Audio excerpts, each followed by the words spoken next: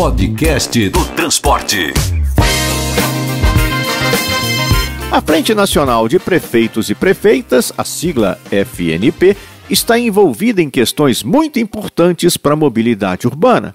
O seu gerente desta área, João Lucas Albuquerque, estará na Arena NTP logo agora, de 28 a 30 de outubro, num importante debate sobre o Plano Nacional de Mobilidade Urbana. Vale a pena ir conferir. Mas nossa entrevista com ele é sobre outro assunto fundamental. A Frente, o Ministério das Cidades e o Banco Mundial estão juntos na tarefa de criar um banco de dados nacional sobre mobilidade. Este tema ficou mais quente depois que o governo começou a estudar o Tarifa Zero.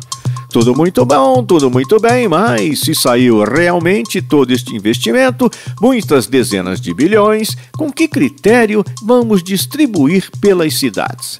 O gerente de mobilidade da Frente lembra um exemplo para justificar a necessidade de um banco de dados.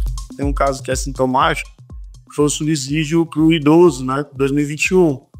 Os 2,5 bilhões que foram destinados à gratuidade para o idoso, né? Na época, o recurso foi dividido com base na população idosa de cada município.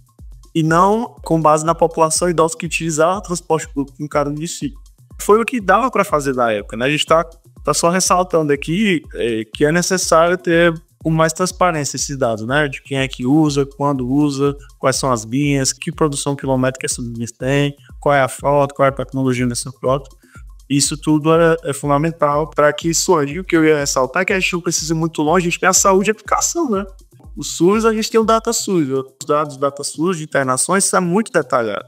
Tem lá o dia que a pessoa entrou, o dia que a pessoa saiu, quanto foi gasto para aquela pessoa, se ela veio óbito ou não, quais são as causas principais, as causas secundárias da internação daquela pessoa. Você vai para a educação, a gente tem o INEP. O INEP tem um censo escolar, que tem uma quantidade de informações absurdas. Então, é difícil imaginar como que a gente não tem isso no transporte público no Brasil. João Lucas detalha como o Banco de Dados Nacional de Mobilidade pode orientar futuros investimentos para que cheguem no lugar e na quantidade certos. A gente está imaginando que essa plataforma pode ter dois tipos de indicadores. Indicadores, macroindicadores, que é, por exemplo, a produção quilométrica de ônibus da cidade por dia. A frota da cidade, né, que pode ser, por exemplo, critérios para definição de subsídio. Mas a gente pode depois avançar, e essa ideia é indicadores locais. Então, pode ter velocidade por trecho, pode ter pontualidade e regularidade nas linhas, né? Então, o subsídio pode premiar, né, ou deixar de ser pago em alguma porcentagem ali, considerando indicadores de eficiência do sistema. Mas como resolver a dificuldade histórica que os municípios têm em organizar seus dados? Para João Lucas, a solução passa por um toma lá da cá, no bom sentido. Eu imagino que uma política, e aí pensando no subsídio federal, como um impulsionador dessa captura dos dados, digamos assim, uma contrapartida que os municípios podem dar. Então o governo federal pode falar, olha, eu estou disposto a subsidiar o custeio, mas eu preciso dos dados de forma transparente. Preciso de uma API, por exemplo, dos dados de GPS, de bilhetagem. Então, eu imagino que isso vai escalando aos poucos, né? Então, hoje a gente, nesse projeto piloto, mas mesmo essas três cidades, elas têm complexidades e diferentes qualidades nos dados. A gente tem cidade que o dado é aberto, já. Então, a gente não precisa solicitar da cidade, é só ir no site dela e puxar os dados. A gente precisa. Mas a gente tem cidade que o dado é cedido. Ou seja, a cidade solicitou para o operador colocou numa pasta compartilhada e a gente teve acesso a essa cidade.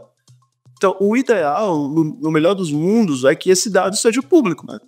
Eu imagino que a forma mais operacionalizável seja por adesão. Então, o município que quer receber recurso federal, ele vai aderir ao programa de subsídio federal, por exemplo. Mas, aí uma condição para adesão do programa pode ser fornecer os dados de forma automatizada.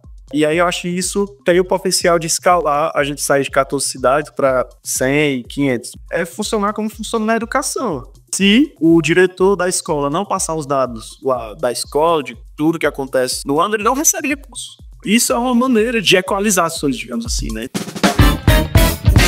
Podcast do Transporte.